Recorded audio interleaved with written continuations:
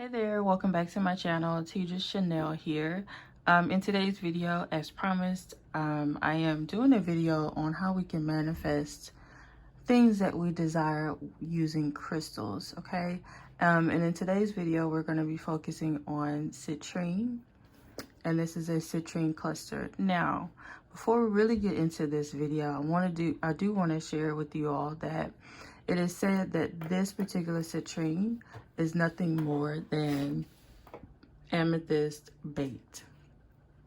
Okay, they do look very, very similar, but you know, I don't know. So you all can do your own research on that. But these are sold as citrine crystals at the metaphysical stores.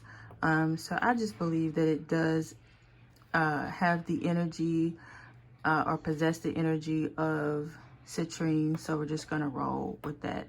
Other citrine crystals, what's said to be the most authentic citrine, actually is a part of the quartz family, and it looks a lot like quartz. I did plan on showing you all what it looks like. Maybe I'll take a clip from, this is my third time recording this video, so I think what I'm gonna do is go ahead and insert a little clip from the other video where I'm actually showing smoky quartz, okay? And the citrine looks a lot like smoky quartz, only it's a little bit more yellow or gold. All right, so I just wanted to put that out there. But I do believe that these are very powerful, whether they're citrine or amethyst. But because they are called citrine, we're just gonna roll with that, all right? So the first thing I want to do is read off of this little card. I did pick this up from Body, Mind, and Soul here in Houston, Texas. If you live in Houston, it is by IKEA, okay? But I just want to read to you all the what the description of the citrine crystal is, all right? So citrine is a type of quartz that displays gold, yellow, or orange coloring. Known as a powerful manifester, these crystals activate the law of attraction and are excellent for drawing prosperity, abundance, and good fortune into your life. Placing placing citrine in your home or office will attract money, raise your energy level, and brighten your mood. Citrine helps introverts come out of their shell and helps extroverts attract positive people into their social orbit. A stone of success, citrine provides energy and optimism to fuel any projects or endeavors you have on your plate. It combats fatigue, depression, isolation, withdrawal, and loneliness, okay? So this is a really, really powerful crystal, all right? So I will be doing a separate video on, you know, my little collection that I have, all right? But I do want to make a couple of important points when it comes to selecting your crystals. I do recommend that you go into a metaphysical store if you have one in your area versus buying them online. I know for some of you that's the only option, but if you can go into the store, go ahead and do that, right? And you want to pick up the crystals. They're not all created equal, in my opinion, because not all of them, or not all citrine clusters, are going to resonate with your energy. So you just want to pick them up, and the one that you actually feel the most energy from is the one for you. Usually the first one you pick up is the one that you are going to ultimately feel the energy from, and that's usually the one that you go with. But I usually pick up a few different ones just to feel the energy, and then usually I go back to the first one. All right, so you want to go in and pick up your crystals.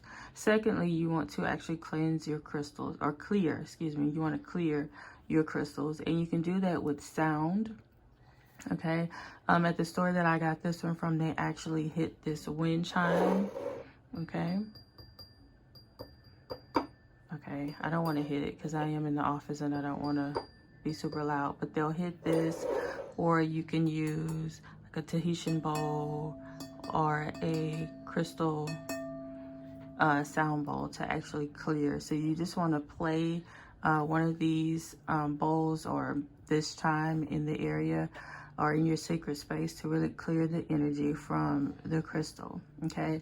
You can also take some Florida water that I have in here and spritz it to also clear the energy. It's important to clear the energy because you have to keep in mind that these things have passed through many, many hands, from the time that they were mined to the, the time that you actually put it in your collection. Okay, so you want to get it home, and again, use sound, your Florida water, and then you want to hold it in your hand and impart your intentions.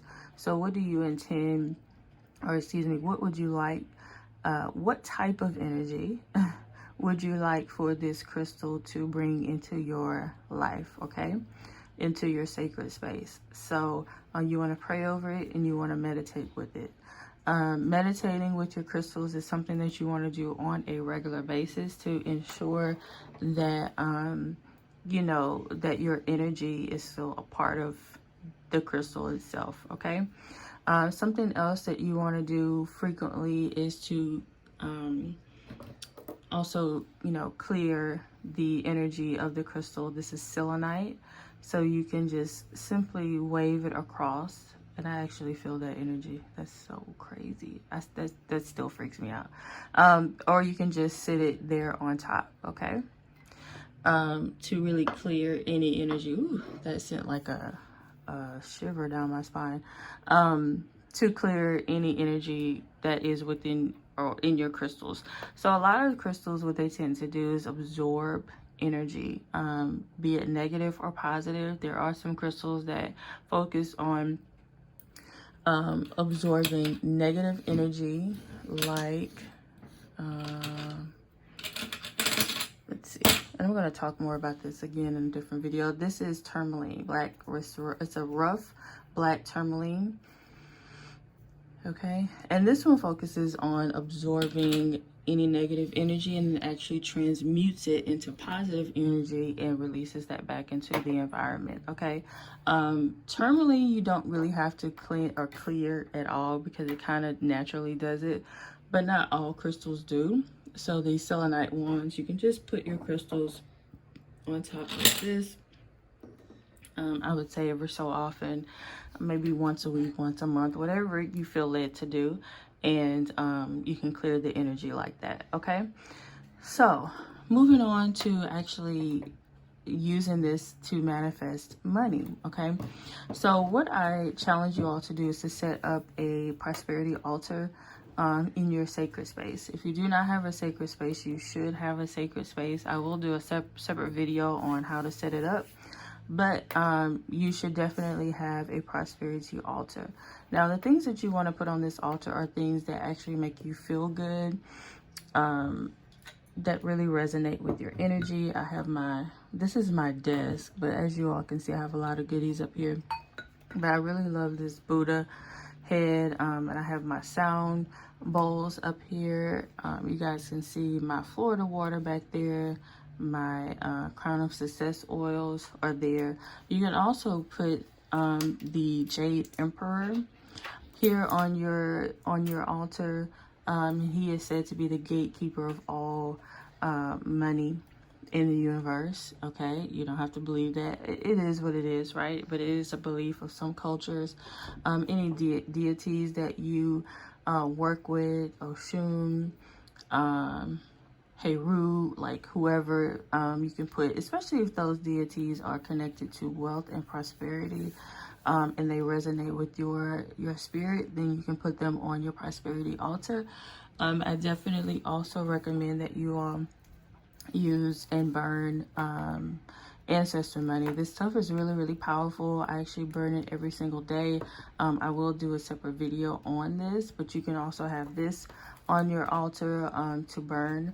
You also want to have some candles, green, gold, or yellow, and white, right? Those are the ones that I recommend you have on your altar on a regular basis, and you always want to have them burning, okay? The reason we burn candles, the reason you go into a Catholic church and there's always candles burning is because it's a portal, really. And it's opening up gateways or doorways, if you will, to the energy of bringing in the energy of money, okay? All right, so you want to have money, of course, on your prosperity altar. This is just some money that I just kind of pulled out of my purse. All right, you always want to have some money. I do recommend using your Crown of Success oil or some cinnamon essential oil and anointing your money as you put it here on your altar. The next thing that you want to do is to write out a petition. Now, you wouldn't use a post-it note, but this is what I have next to me. You can really write it. Some people would say to write it on like a brown paper bag, particular papers. It really is up to you how you want to do it, but I recommend you writing out what it is that you want. So first you have to make the decision. Do I want to work on this particular manifestation for 1 week or 1 month? All right, so for 30 days, let's say you desire, let's see, what am I going to write? I manifested, I don't know, what do we want? $15,000 this month. Okay, or whatever, right? So you want to write out what it is that you desire to manifest. Now you can write it in the ways that I've taught you all, in story form, or you can write it by way of an affirmation, or I mean, there are many different ways that you can write it, right? You can create sigils, whatever. So really simple. I'm just going to keep it simple. And then you would fold this towards you. Anytime you are wanting to manifest and you're writing petitions, and this is something that you want to bring into your life, you want to fold the paper towards you. Okay. And then I would put it underneath the money. All right. And then I would take a candle. Now I don't have the official candle, but I do have a candle. Okay. So I would take a candle, all right, and put it there. So this is on top of my petition, and then I would make sure that my citrine, let's see, I would space this out a little bit more. I would make sure that my citrine is also on the money as well, okay? So you want to visit your altar every single day. You want to meditate in the space that it is in. You want to touch your money. You also want to feed your altar, even if it's putting a penny, a quarter, a dollar bill. You want to feed, right? Because you want to create the energy of bringing in money. Okay, so like I said, it could be a dime, a penny, a quarter. It doesn't have to be a large amount of money, but you definitely want to add money and feed your altar every single day. All right, as far as the candle, you wouldn't use this one. This is like a holiday candle, but you would get, you know, the glass candles that we use for magic. You would want to cleanse that candle. I do have a video. I'm going to put it up in the cards over here. Or maybe over here, I don't know. I'm gonna put it up in the cards to show you how to dress your candles, but you always want to have a candle burning. If you don't feel safe leaving your home to go to work with a candle burning, I've never had an issue, and I have left candles burning for days, right? And never had an issue. But if you just want to err on the side of caution, you want to snuff it out. So just cover it with something to snuff out the candle, and then relight it when you get back home. Doing that, it will create soot. Soot will build up on the inside of your candle. So if you wanted to read your candle once it's done burning, it's not going to give you an accurate read, because that soot will build up because you are snuffing it out. All right. Whew. So I think that I've covered everything. This is like a makeshift, excuse me, a makeshift altar here at my desk.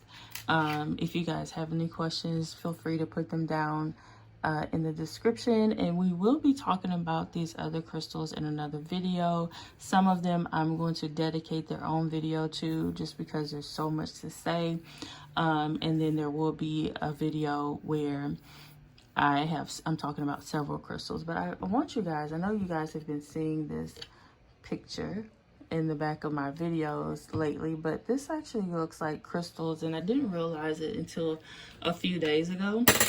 Whoa. but it really reminds me of this one. Gosh, focus. Y'all see it has little gold specks in there. That's actually pyrite, which is also known as fool's gold. But pyrite, I do have a little piece in here. It's also really good for manifesting money. So the gold that you see in there is actually pyrite. So this picture reminds me with the gold going around. It reminds me of, I can't remember if this is lapis or is it lotusite. I can't remember. It's one of them. It's lapis lazuli or it's lotusite. I want to say it's lapis. Yeah, I think it's lapis. But anyway, just kind of a side note. So anyway, isn't that pretty? And I got this from Ross. It was only 20 bucks, believe that or not. But it really does remind me of crystals.